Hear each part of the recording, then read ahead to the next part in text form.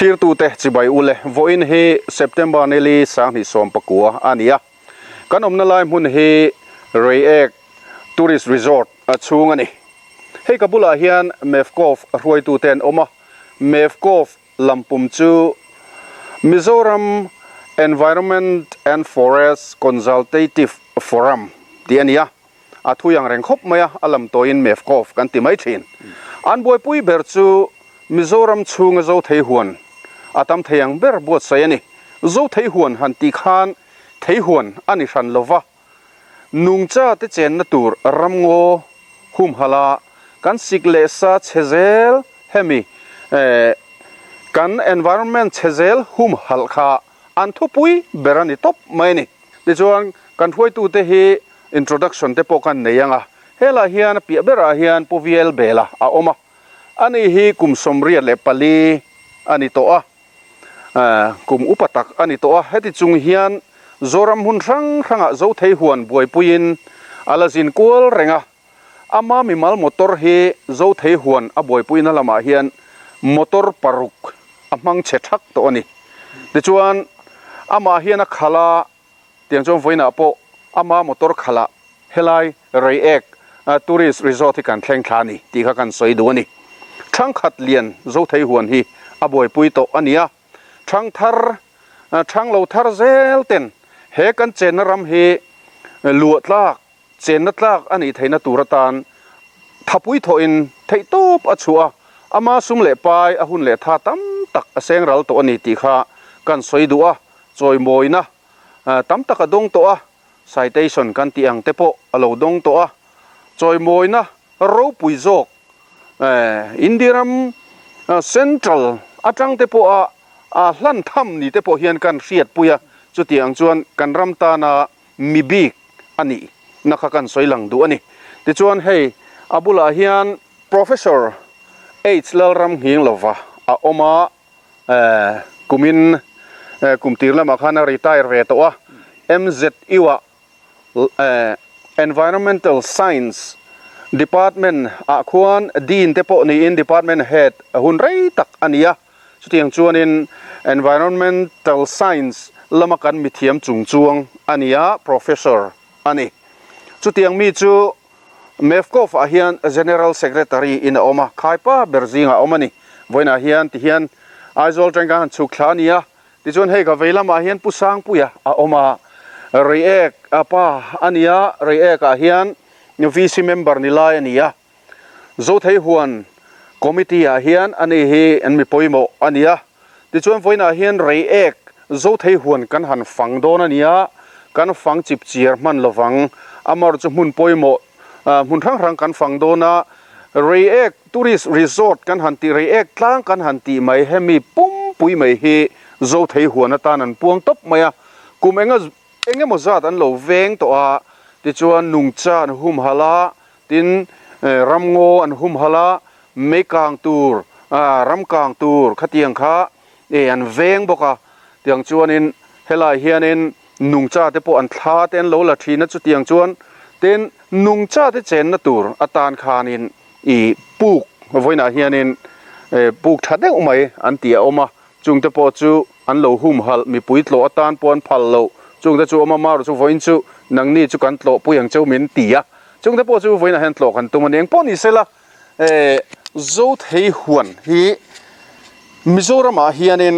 engzat nge ni kan lo nei to puram khungai min han sil zale somsari pathum kan nei ton zale somsari pathum mo ti chuan in khotina khan in committee khain dinanga tro tin nge ni khami in khai diat dan le in han committee set up vel khamin han sil ne abulating han sei lo ke lagin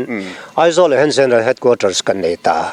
ti chuan district headquarters tin a hian in sub headquarters kan din veka tin chubaga chuan in zo thei huan din na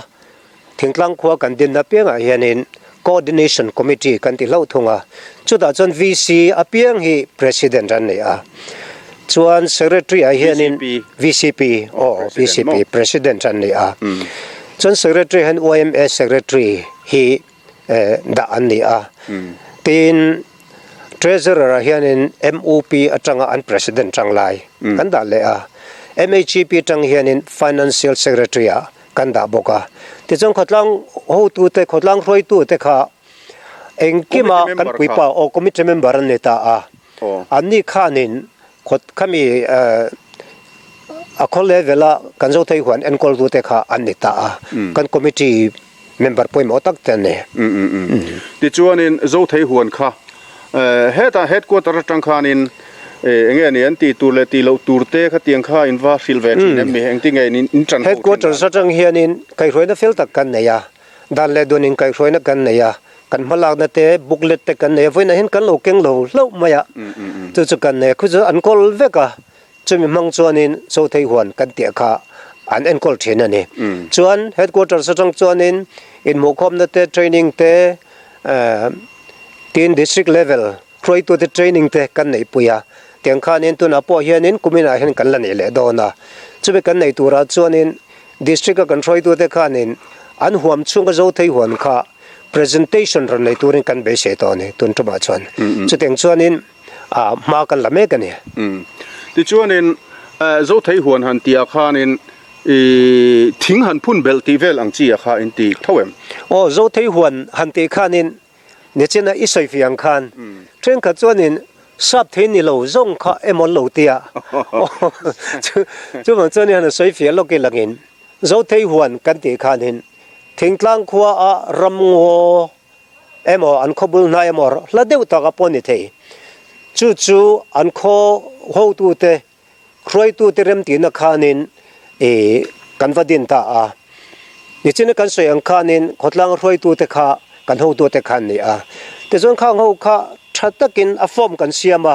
ta chuanin a lem nen a map nen an zia khlapa chu tianga din chuani momol taka din ani ka mi pui van tla mi lo riat pui kan do he gi NGO kan ni ama ro chu teng legal thila ni lo lom han tiang mai te kha om ve thina ama ro chu khotlang roi tu te riat pui veka din kan ni te kha kan soi fe ma support ani area kha enge mo khatia LSCMO enge mo khatia han ti te chi ma khain ti le ne khatiang kha o kan la nei lova ama ro chu kami khotlang roi tu te khan aram khan khe chiang mema a me pa kha o te gi ni ro se antita anjek chu he kan president hianin a file fel takin a kol vegani ti chuan khami chunga mi kha thing le mau le khang ramngo reng a kha an nei charina aron ken anga kha khoidang lam lo ti khain thu pui ni dewing ka nia kan thu pui a kha kan thil tuma kha an soja paluk ge lagin pakhatna chuanin mizoram kho zong hen zo thei hwan din kan tumani ka kha number 1 ani apani na chuanin ramngo le nungcha hum hala nungcha kan ti hen lui lamsa te poka huam tel vek ta a ti chuan khami ramngo chunga khan chereu deu engmo polom ta sela chumi hum halnan chon thingphun bel kan ti ta a chuteng chu kan kaldan ani a tin chu ba ga chuanin tuna mizoram le khovel global warming te kan soi fo thina climate change avagin khatenga wanga tuina hantlem to mai harsa hi committee pun thedan khanin project pakhathi kan neya chu rain garden kan tia voina chung kan soi fe man lo mai thia rain garden kha tuina humal na turata na rom hanani tin chu ba ga chuanin kan ram hi kang na se memmaya ram kang veng tur hianin mei sipai kan tia uniform form senan neya lukum sennen te chuanin hemi tlang aw na hi an neya kha an tangkai khop maya amar chu khotina kan la ti theilowa kan lo te pe kan ngai veng lo te kha pe kan nga ya keni chu NGO kan ne wagin voluntary worker kan nia chu teng chuanin rom han kan siama ten chu ba ga chuanin hemi ram ngo chunga theile nimom zong te antinan ramhul dam doi ne mo nawban ne mo tin rizam parchi te khatiang chirang ranga kha kan humal vek meni chuan khabi ba ga khanin kan ti le chu khami ti thena tur khanin ma kan lata a chuan khami an zo thei huan chunga khan theira chirang rang mizoram theira kan ne ya piang kha khatiang zong kha kan humal ta khate kan humal khan tuin thalo pung ta tin kha abik takin antinan tingtlaw ko thren kha chuanin tuikhur te kha an ha kha lo kang to ta kha tan kan rain garden kan ti le kan ramango humal khan kong ro su em maya tin chu ba ga chuanin hemi borok lumlu tuk tur veng tu thaber hi ram ngo hi nia thil dang zong zong ai pen apoi mo bera chumi chu kan ti telawagin hemi kan thil tum hian kami nature conservation kan ti mai engkip maya kha ahua veka chu wagin nature conservation ke ni lo chau po hi ke ni chau lo po hi milang pon omang amar chu ke ni ho hi senior group kan nia senior group Mizoram ai hianin hei kan ho tu pa ang te hi midang hi an om lo mai the ni chutiang chu kan din hon ani a khatiang khanin ti zo zel kan tu ba tran kan la me gan he kha pu bel me si pai te kha hlo te kha pe khan ngai zel om sia khalai khan khoya tangin nge poisa te kha in mu le poisa hi ahar sa khop maya hei kan boi na berania khi durtlang kham te po kumsari kan veng tua achang chuan kan thok khoma achang chuan in hei sarkar masa khan congress sarkar khan NLUP sumatang te khan men pe vea men tran pui vea khang kha kan top om sia kha nia top to sia chuwang chuan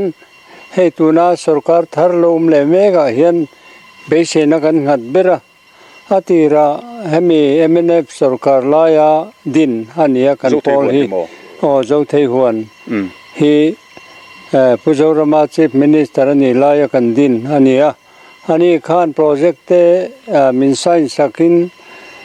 poisa kan mutre donin kan sia khati lai khan mi mal ne na ma pol ne na mo poisa notice poisa pe goi loti dan khan arun bar le ta sia chumi nuwa chuan pujo beise ne sang tak kan nei lai khan MNF sarkar kha lo tla lau maya chuan congress an sarkar le a chupo churi te kan dora kan po zolok lova atopa NLUP atang khan menun po veta tia kan policy sang te lengkhom puya te kwaliana te kan so matang ten chuanin NLUP sumatang khan implementing agency a min mangin kan jin man hete kan kalman kan petrol man te mian pe vea chunga tang chuan khimidur tlang kham zo thei huan en kol tutur meisipai lo kha min pe boka chung vela kan in maintain ve trok lai chuan tian sarkar in thangram na chu congress sarkar lo tla vele ne LUP lo top le ta sia chu wang chuan tu na hian kan ing ha na pui ber chu MNF sarkar ram mangai tu tak mai anlo sarkar ani boka hei hianin kan zo thei huanen kol dan tur le atulangang hi ma min lak pui le tura kan ngaya tuna hian kan in buat sai meka sarkar nen hen dongin kan lein po tha theilo hi kan boina pakhat ani ole poni sela pusang puya hianin helai zo thei huan in malak dan tlang puya hi min han silve turing kan be sei teng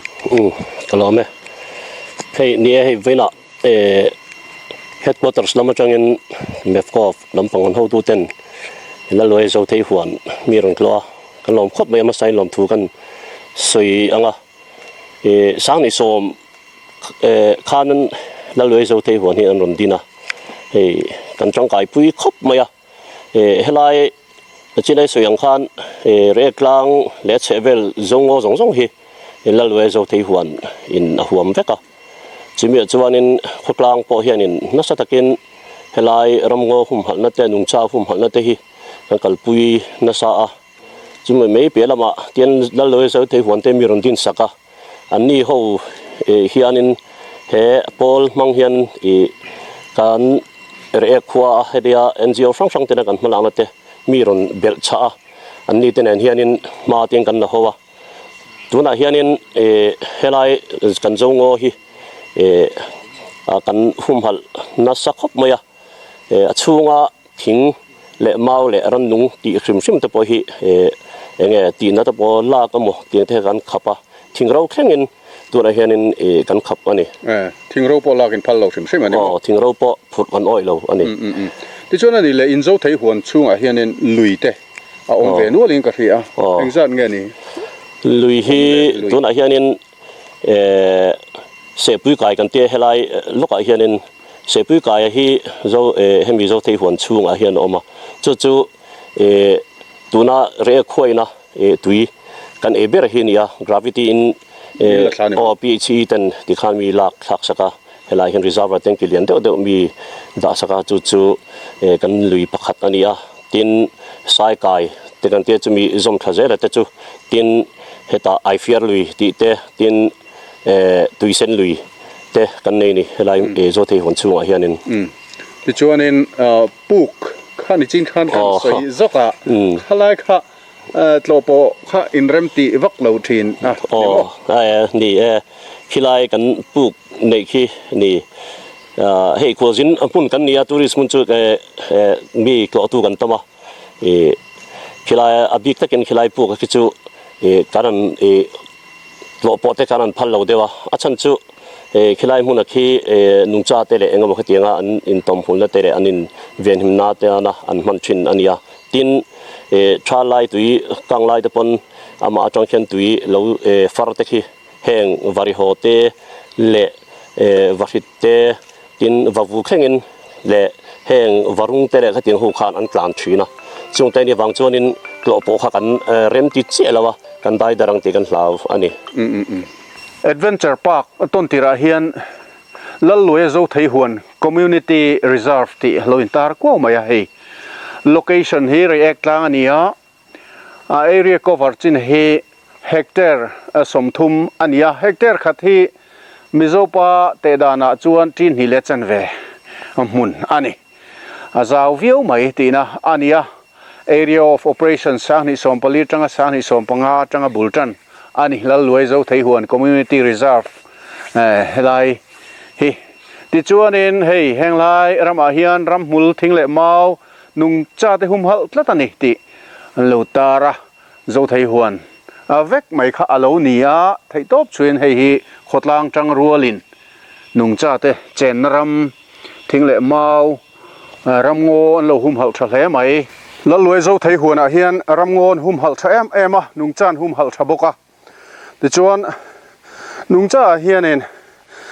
หาหูเตตินซองเตขัดยังขันเต็นอรังกันเตียงจีเตอาจจะช่างๆก็ตั้มไหมสักทีเท่านี้เฮลัยแล้วรวยโจไทยหัวน่ะเฮียนโอมานียที่จวนเฮ้ยเฮลัยเฮียนทักกี้มาโอมาทักกี้มาจักชัวกันนี่อันนี้ไปฮิจุชาติโคเคงที่เฮียนินจางไปจวนนินรำหน่วยขัดยังชาละตูร์ขานเรียดจิลจุดไม่ทีนะวาริฮอตลาหันลากแต่ปนตุ้มนะสักทีนะนี่วาริฮอตลาอีลาฟูเจ็ดต่ออีลาฟูเทียมไปขัดจุกอะไรต่อเท่าลักเท่าเอามาเสียอันนุ่งจานว่าต้องหาเดียวมั้งโอ้ก็เลยตุนับปุกกันกัลตุ้มนะเฮลัยมุนาเฮียนินอันนี้เฮียนันเรียดจิละวาริฮอตลาลากเต็นเหล่าตุ้มตอนนี้ปนนี่เสละกันกัลเซลพุตังเฮลัยเฮียนเฮน่าลายไม่เอามาเฮ้ยฮิทัวร์ทูอันนี้เฮลัยเฮียนปาร์อันนี้เฮ้ยปาร์เฮ้ยฮิสบายนั้นดูไม่กิเรวเตตุกโลเตขัดยังสวัสดิ์ครั้งขันโดยที่มาอาร์กันหันตีเตถ้าเธอหันตลานนัสทีนะ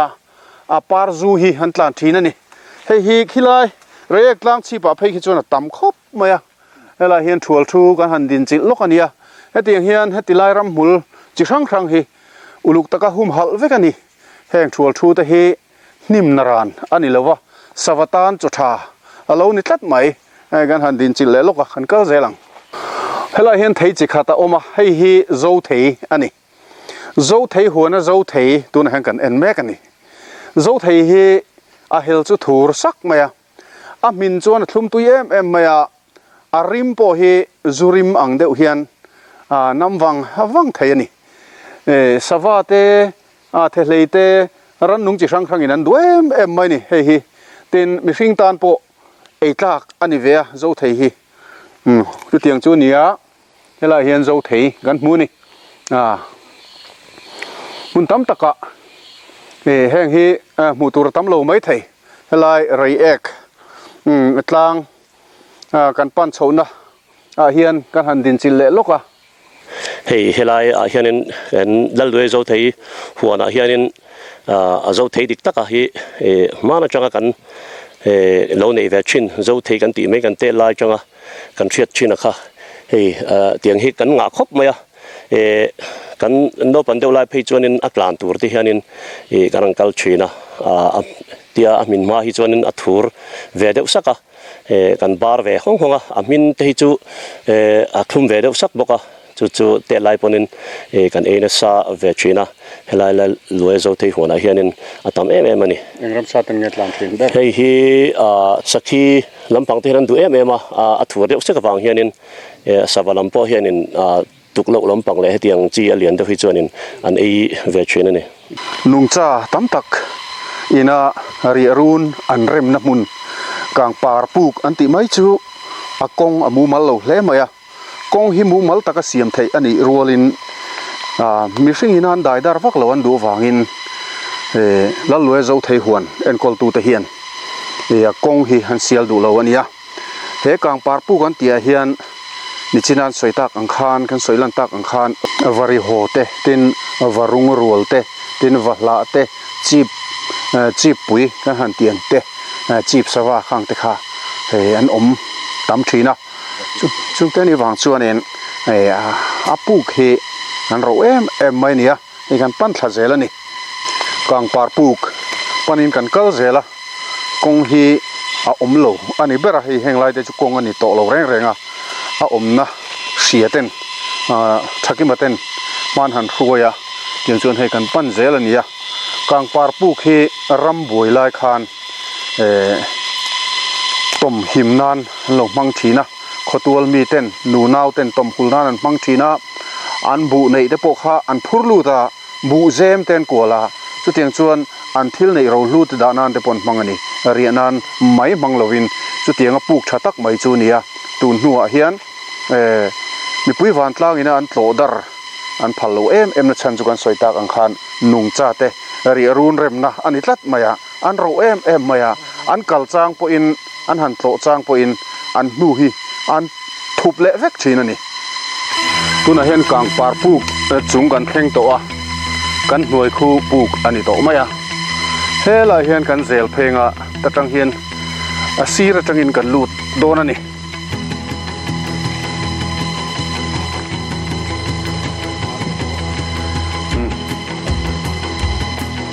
le tha khop maya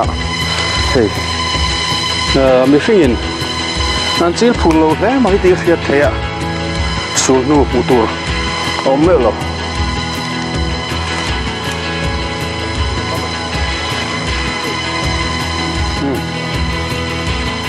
tuna hianin hei kang par pu kan thleng trep to a helai kan han chuk hianin kan han hoi vela medicinal plants chi rang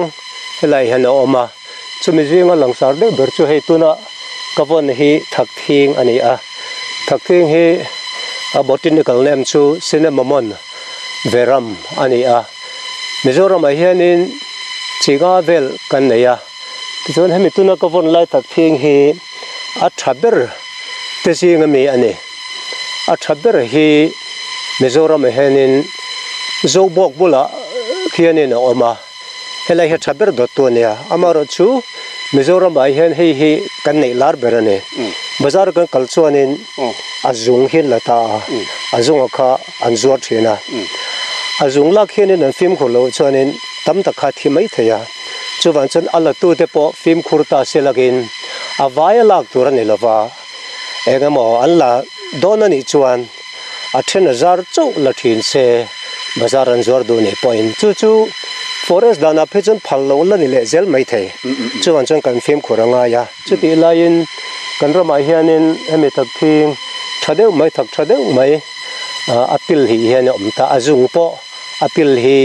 athak thaem ema chuti ang chu helai re eklang zo thei huana hianin tam tak alo obreng maya he kan han mu alom om khop maya chu wangin hatiang ang thing tha damdoi ne boxi hi hum hal zel turani damdoya that na hi damdoi lam baga hianin ให้มีอัฐักไล่ตะกี้สไปซ์อันมังตาข้าขรดดิบขานินมันตั้มตักกินอันจวดตาจู่ตักไม่จู่กันรำมีฮีคุยไล่หมดจวนนินสิไปที่ปนโลหลุดชวนนี่ซาอุดินเดียดินโลทนทีนะข้าขมุนปกติก็กลนาเพจนอันโลฮีก็อันฮีก็รู้ทุกไม่นี่ก็เตียงขานินฮีอันนี้พอเฮียนินโอ้อภิลักษณ์อันละท่าอันฮีกตาข้าเบียข้าอาฮิกซองขันลักตัวนี่ละวะกันลานี่พออินอดุงซอกินจูปออาเบียลเวลอาวายเหล่าขันที่ขันอปังเองโมรังจังขันลักโจตัวนี่โอ้อามาข้าที่ขันนี่อันที่ดำเลยเทียจู่ sustainable harvesting อันที่อาดัมเร่งเทนตัวระอลักดันชาอันนี้ตาเทคนิคชัดกันนี่ข้าเกินนี่มิโซรมาพอเห็นเรียดเบลเวลเซลไตลักินกันเราลูเตเซียกมีทักทิ้งอันนี้เตลตัดนี่ให้พอหิทักทิ้งอันนี้ให้ทักทิ้งอันนี้ให้พอหิทักทิ้งอันนี้ให้บุลไม่เห็นให้ทักทิ้งอันนี้ดินให้ก็ชักไม่ปนให้ทักทิ้งอันนี้ที่ชวนนินให้ลายเฮียนินที่ให้พวกเราเอ็งทิ้งเนี่ยนี่ค่ะข้องไอ้มินหันซิลเฟียได้เล็กตัดเสียเทียอันนี้เทียที่เป็นส่วนมาพออวังตัวเรียว่าอินบุลาอันพุ่นเคลมซองมอตูร์ตีเราฮิจูรำน้อยพอเห็นอวังตัวเทียตุยตะกันเนี่ยอะไรฮิสวาอินอันตานะกินจูบักจนเอตานะชัมใช่ไหมทีนไม่ต้องตักชวนโอ้ไม่ใช่เทียตุยตะกันนี่จูเทนกัดชวนอินจามเสียมนันเตปิกลเสียมนันเตอันฟังก็เตียงข้านินอามันน่าจังมันน่าจิรังช่างออกมาจุดเดียงพวกินดำดอยละมาเข่งเตปอินเทียฮีมันอันนี้จุดเดียงอังเทียรู้ตักไหมเราเทียหัวหน้าเฮียนินอารมณ์กันหมดเลยอารมณ์ครบไหมจู่ว่ากินแห้งกันรำรงรู้เทียเทียโตปะกันหุ่มหละอันโจนมันกันหุ่มหละอะไรกันละเราดูในปอินกิดไม่เราเฮียนดิมด้วยตะกันหลอดิมด้วยตะกันหลอกูงาหลอนะก็สเปียร์ก็ยาอาราขลอตัวนี้จุดที่เราว่าบุลกันรอจวนอาทิเจตานาบันเตมาลอมเทียข้าขนันทีปุยตาปุยเอ็มมาจูบากินกันรำลงดูที่จีงมีอันนี้อินเดียมาปอวังตัดตัวมิโซรมาปอวันตัววากินคุ้มหัลง่ายเลยจอลที่จีงาที่เพจนกระดานนี้โอ้เลยเฮ้ยละรวยเราไทยหวนรำหิเฮาสังงมายะ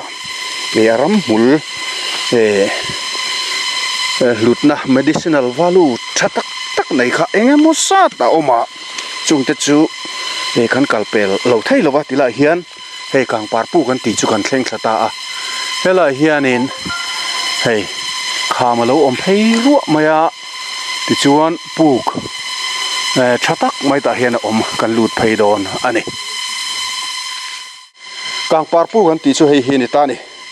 อนุมครบมายะอาปูกีมีถุยซองเจ้าซองฮีเมตรสมรุกสมสริไลจูอันนี้ไม่โอเมที่เฮียนอาปูจุงลำปังลุงปอกฮีละชาเล่มายะที่ไลคีฟิตสมนิสมทุ่มเวลจูอันนี้ชวังดินชอร์โตอังเริงเดียวอันนี้ที่ไลคีอันอาลักกัลเพย์ไทยเละตาเซละ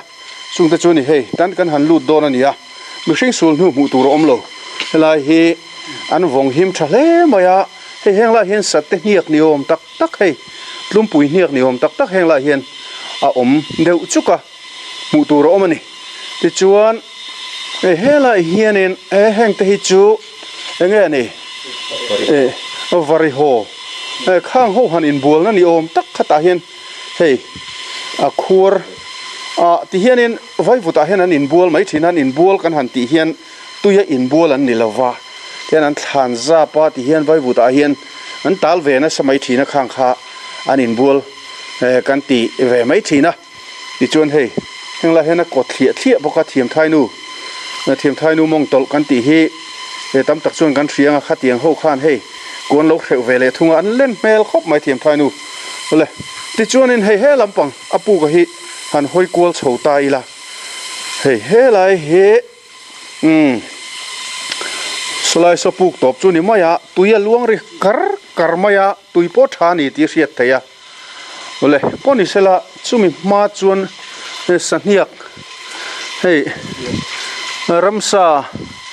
heng lai hian in an cheng na sa ni ti riat theya hei heng lai hian savatiak te po mani hei an zo na sa ti riat thei heng lai hian hei savatiak chi rang omani helai pu khe nung cha ten ri run rem na nan lo mang thina chu te ni wang chuan an ro em mai ni lal lue zo thei huan chung a hian safar lampang heng ta he sa te niak sangar niak he heng la hian a om thlia bok ani an cheng chikim hle mai heng lai te poi hei sa niakin heng lai te chu hei sawa niak ani vari ho niak te poni mai thei hei heng la hian a om ania apu khi han thim deuh to hei mobile phone kan en chopania hei tila hian en tui na ron chik char maya bong pui jun tia zet mun hia ron chik thani chuan then la hen for pu boka a tui he thiang hi mani lung pui ke ka kar tangin ti hen ron chik thatop mai nia pur le thala a tui tam lam hi in ang reng mai nian ti tui na thale mai hei thiang lim khop mai avot viau avot thaviang in arina mai an insin valley la tro in sin ang nia a dai sang kan ke po but kin khop mai in vedone kan in venge hay lam tang bian a dai khop ma avot ani hei chu fridge tu yang mai ni vot thakop mai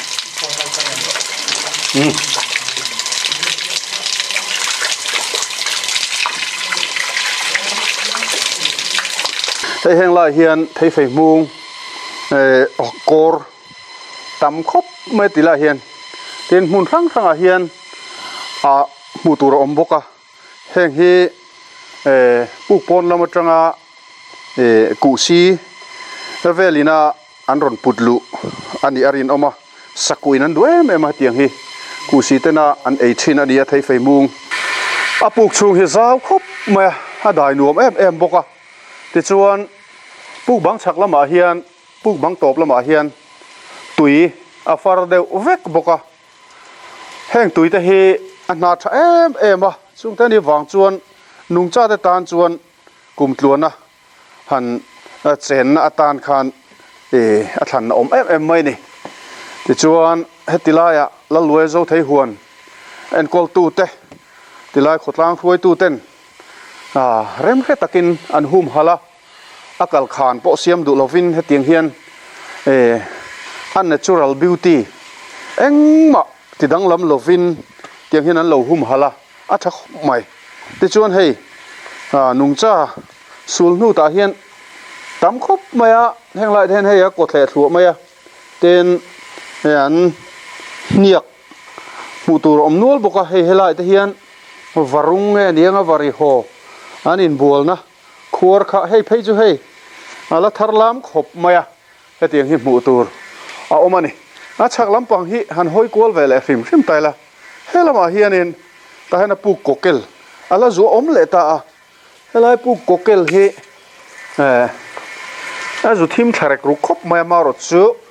kan theyang angin kan han en chiang ve hrimanga helama tang hian lut taila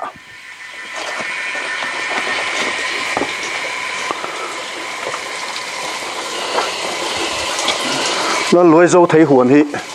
alo hậu sa le mày puk anh em moza ta oma chú mình riêng à chuan he puk thật ta cái này thế là em puk cocktail nung cha te tan pu han tom hi mấy thấy nó tur khao mà thế là hen tui far tlu mai boka te chuan tui he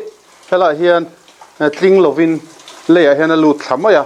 te chuan thang lama khu ta a thang fe a kora a chuak tha haluang tha ani arin oma lalwe zo thei huan chunga hianin puk tam tak oma chumi jing a chon he kang par puka karang kal ani avena helai mun hi kandule pa te ramboi lai khanin tom himnan an mang thina in lama changin mun bu te bu te khatiang kharin helai mun a hianin anan in cheka tom him naran manga jem ten kuala chu ding chon helai mun hi tom him naran lo mang china tin helai mun hi tun nuwa tlo po te kan rem ti chi alova nung cha te helai mun hi an bel na sa a tin atui na hi tha la te heng tui kan hianin nung cha tam tak helai mun hi an phone khom china wang hianin helai mun lalwe so thei huan huna kang par pu ka hi tlo po kan rem ti che lawa khoplang mi pui te po hianin tin helai mun hi nature lovers tam tak te tin photographer tam tak ten helai mun sa khala tur te hianin angkal cho china arukin tin zan te pon ria chila ti khan camera chep te po an kama chutiang chon helai mun hi ahlu a tin nungcha ten 12 china nan mongboka tiang chuanin dalwai so thei huan hianin a committee te po hianin a khoplang te po ding chu kan hu mal khat ani helai mun hi react langwal wildlife photographer chatak mai tuichil mai thakima hey anung kan zu yani de ngop maya ani hian ma foya helai pu khi lo bel le maya heng lai puk le che vela hian eng thla te ngei lo lak to le helai che vela ngan lak chu hei varung chi khat awang chin ta varung pang yom la ta tu na kan lak khi kan awang kan ti hi fair breeze pedrich ani ta rung malti te panan chenchal lo soi thawa ma se varung khan achidang ve deun ta varung ti tho chu nia ma sa ming big pa ngai la nei lo wang khan chuan chung lo chu sawadang lam deuh vakhuang tiang te chuan he mi puk chunga hian vari ho te tiang le kha bala varung ti velo kha anin bol thin ta chung ho chu kan la thin ta achang la riak ten kan be a chuan puk chung hen riak top mai ni mo puk chung ai chung an ria chil lo hei asir vela tang hi chan chu puk chung anon lua minon mu ve si kha chuanin lo tan khan no ram satang khan pan ngam lo ram pan ngam to lo na kha tiang kha an nei thei ta chuan chon mun hla deuh tang te le khami engeni conceal deuh khemo khami an mani na laka tanga kan minon mu lo nan khan thom na trial te kan hata te han minon mu nan asir pikara te khan an non pan theina tur oma kan rin kha kan hoi top ta ni chu khami hoi top khan kan lo ria chil top thin me ya khan an tin anon chuak ma theng renga chang chon li le chan viang ate chonin zinga mo anon lang to thin ma se camera hin ngam lo chang hiam ta khothim deute sawa hi an tho ma mo ma tak tak an thowa ti chonin helai a hianin kepali nei iti mayang kha tiang kha a thlain lo ve thinem sawa chau ni lovin an ni ho hi chu ve ho ti kha khiat lak le tin an a then chu chen til te nom ta heng karanga ti hian ku si te hinom ta an hniak te poi om ne ta chuan zan lama hian puki chu zan lam an tlo tlang pui ta hei an thil eina ku si ho eina ni om tak te le thlum pui ke hniak om tak te om ta khulai dewa khwan sanghar ek kha karon mu chho boka om nual boka chuan atang hi hei at puk tlo chi hrim hrim ei tur zong tlo chi hrim hrim safia hi nom le ta heng ho hin kal zo boka mi puk lo hian ani le me chu ho chu chuan helai dewa hian sakhi hniak om deuh boka om ta sakhi hi anom helai ra in anom thavea hi muzen zen tu omlo ma se anom ti chu hriat an thoma te le an ke hniak anga te nang chu ni la pu che lo ni mo la kan har vena hian hei lalloya zo thei huan chunga puk thade mai lo oma re eka zo thei huan kan ho tu pa pusang puyan min hruaya hei puwana LPS special reporter hovin kan kala van nei kain ti khop maya ke chom hing pok kalo re ngai re reng lo ba helai kang par puk kan lo thleng hi lo om ka ti khop maya helai kan hoivel hianin hei mau chi khat alo oma hei hi sairil ania pok pui tlang khen mana chan tam taka oma arem deu vek to mene helai a hianin hei sairil oma sairil hi Melocalamus compactiflorus ania hemi tang kai na hi mizoina emte pai kongte thlangra heng ang kan ta na thaber polania tin nang nel zat menia o changhan funvel nan te ponel thalu tu gania thil dang apo azan chu achang hi khata a chu ban chuanin malai zo paten hi mang trăng cái ta cái lo mang thina hi lai pu có mà hen lo oma then ka chuan in an mu mai thaya ama ro chu ke chu lom ka ti khop mai hemi alo om hi mi da la chat maya ka han notice hal maya chu tiang chu trăng cái na ni wagin helai lo om hi a thale in ka ri ani tin he apu khi aro pui khop maya man la ya ram boy la ya mishing lo top na ani tuna chon to mangai to lawa amaro chu ramsa te tan lo hlue mem maya e sakiniak te sawa tele thil dang aniak te kan mu khang te tan khan an chol buk nuam tak mai alo ni tui thatak mai lo omboka phim tak mai vot thatak mai chu tiang ang mun chu lo ni an ramsa humal na ko nga po he puk hian an mani shelter an rian na mun thadeu mai alo siam sak alo ne reng maya chuwang chen voina hemi mun kan kal hi lom ka tia ba dei thak le mai lom ka ti khop mai puk chung hi fan tham ve fe maya ti chuan hei heng lung te po hi moi dang lamani ti hian a ko chek chuk maya zemoi takan nei ni heng lung te hian heng lai te hi azia hi moi em mai ni oleng poni sela hela hian mit ladeu mai pakhat a oma hei hi mei cher ani tlat mai hela hian mei cher turata na an siam sa han hal al mai thei tura hi alo om ngat maya engatan nge nian manang o ti kan ngai tu ram ti kan te a hlo oma hengla hian mei cher mang tura ram kal kha khotlang khoi tu te ponan phal mia lo ania chuwang chuan hetiang ti ching hi helai puka hian an lo lut ve zau to ni ti khiat thei tlat mai hei hian nu chiat tlat mai ni henglai vela hian khuaila kan tu mem niang ani lo chuan chakai mei cher chit tum ni ta se heta tang hian chakai mei cher han chit theina tur lui hi azuk hla fe mai boxia angai na kan khelawang reng khop maya ram ti kan te po hlau oma chuan helai hi chuan mei ilen lo hramang ti kha ngai tu na oma chu kan ngai poi mo em mai kan soi ani hei he mei cher atana an siam ani tlat mai poni sela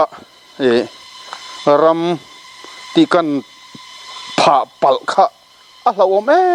awang in hei hi thanglama huan an kho bawang la loi zo thei huan hianin he kan va ka thil thadeu mai pu wana hoin kan mu chok le vanai thla khop ma hei he botanical name chu sarkandra glabra ani to chu mi zo chon Christmas pangpar kan timaya achan chu Christmas don nai hianin ara hi moi deu main a senvat maya chu wan chuanin sentret mi zo tong chuanin ten nge hei hi bazar Christmas don bazar an zuar china te chon kung ni ka de hi zate zan ni te in an zuar china ne thilwang deu mayania kon puidaya khuanin a oma tlang sanga om chiania phaya om theilowa helaya hianin alo om le lo maya alo om hle chuting anga ina te po han phuna moi deu maya om theinia amar chu phun kan de khan lakhi oi lo ne hei ela re ga mi me chu lakhi oi lo re ga ne khap ta ni chuwan chuanin mitinin hei he lo re ilangin mundang apo moi fanga le khoi mate po om thowa atam lo ne chuwang chuan lak lo khoi lo ni selagin kan du'a humal zel kan du'a tin ara hi sawate tan chothata ka lo ni boxia chuwang chuan he thai centret hi helaya hian alo oma awan nei thla kan ti khop mai heti kan hu hian kan the thei mai ome Christmas bangrel vel chei moina kan mang thina anna ring moi tak mai ring duk hlap mai le apar sen hemi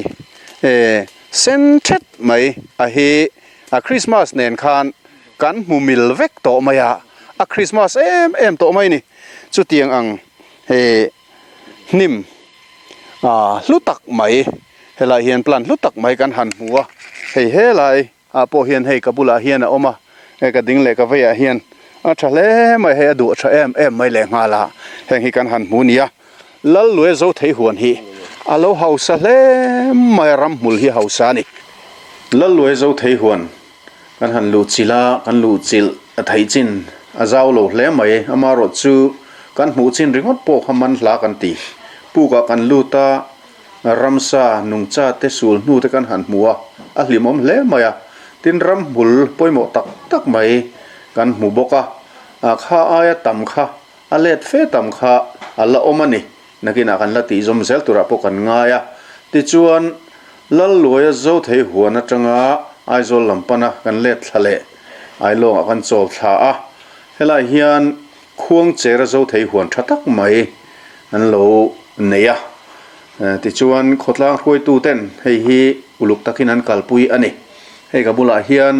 pulal thamona a oma ai long VCP ani pumona hian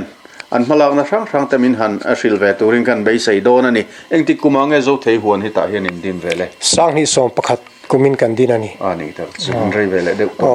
vele de to ti chuan engangin nge main la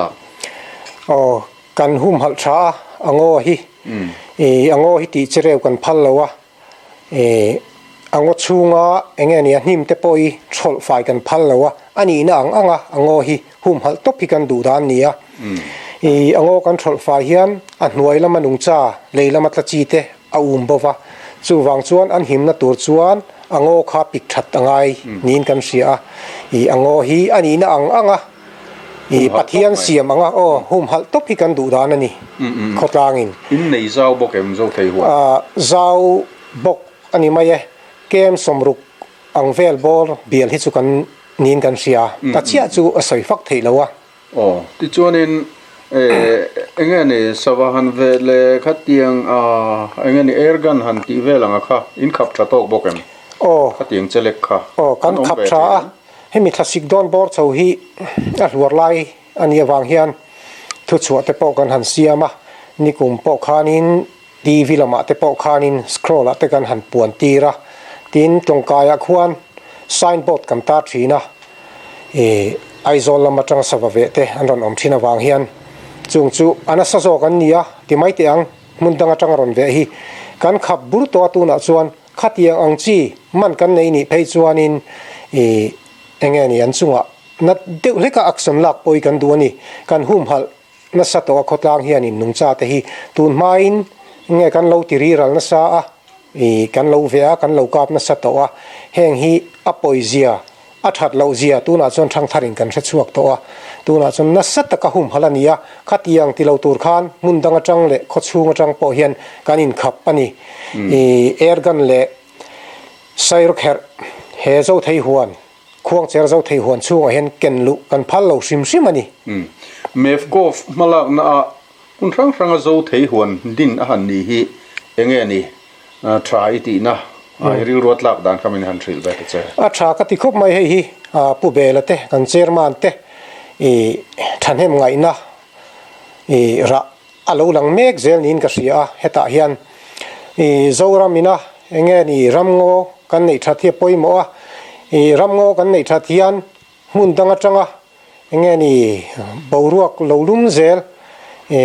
kan sikle sa danglam chhozelina angong poi tur hi ala veng theiani hei kan hum hal that zel chuan hetiang laka hianin mizoram mai ni lo india ram poina mundang theng poina azar kan zo tur mizoram hian kan tho chuak theini hemi mefkov malak na tang hian ti kha kangai dan teponia hei wang hian hum hal that hi chu apoi mo a zoram hundang tanga po din zel ni sela din to na po hian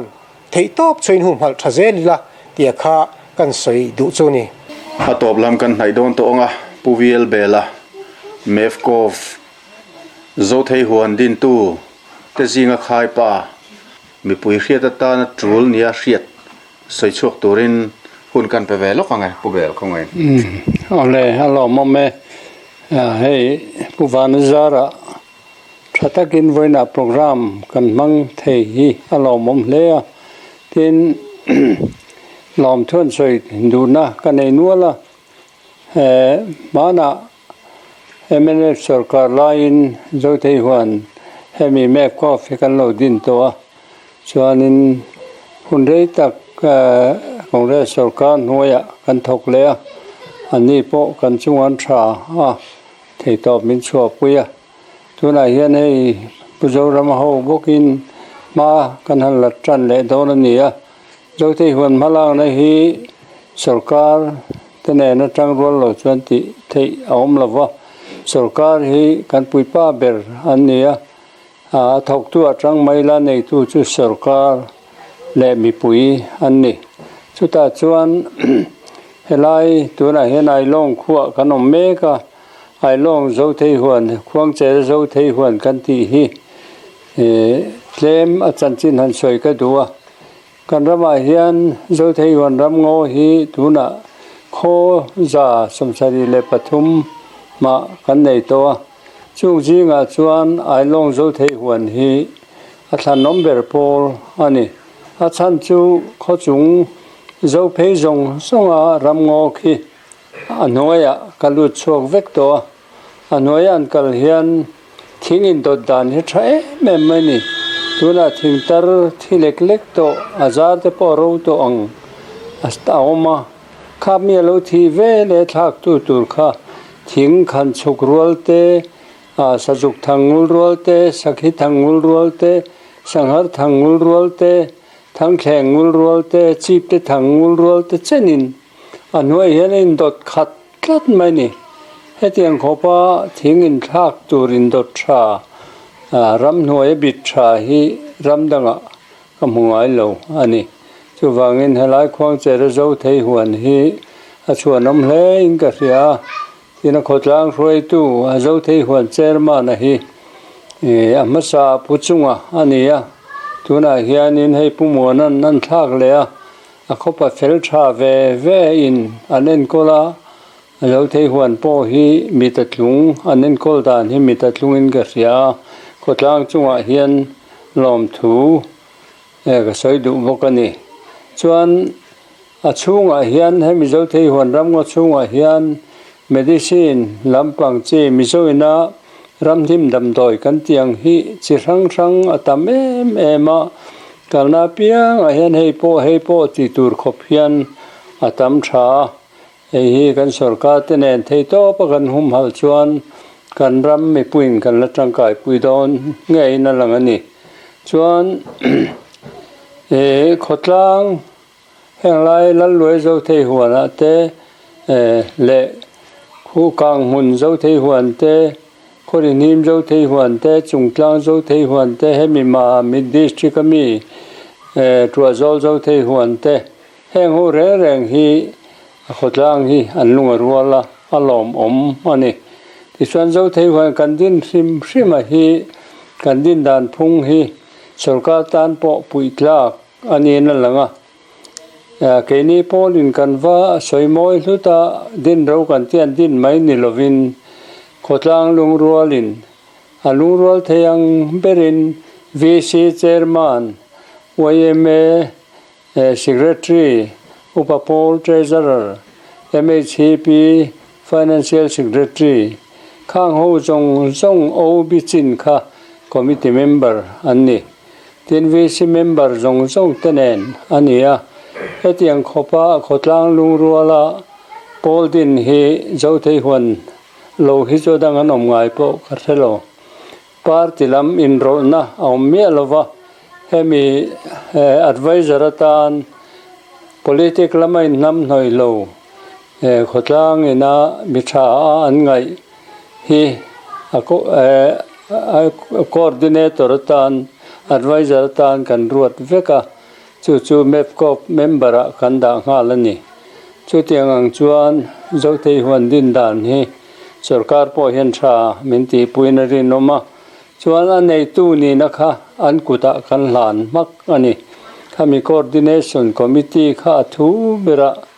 aram po nei tuwa tina en kolna po mo phurtuwa kanda chu tiang chia chuan kan wakal le po hian khotlang hen lungrual takin anloven kol thin ani chuwangin zo thei huan hi sarkar le mi pui le keini mep kop te tang rualin apui thing ngei tu hian kanen kol thei kan ring tlat ani kalome global warming awanga kan ram siklesa danglam anna satzia danglam chakzia kan ria chuwang chuan mefkov mhalak na azo thei huan tinga khorang ranga din ani hi kan dam khochu na ta na thil poimo ani ti hi khanga tang khan kan thre thei mai ome poni sela tlak cham le mamo anga a chunga chuan sarkar poin mi pui ta na ni ti hria thei to pa apui bom hi apoimo a achul tak zetani ole khati chin kha tun tum lp special report kanon tarlan thei chu nile phot mai te se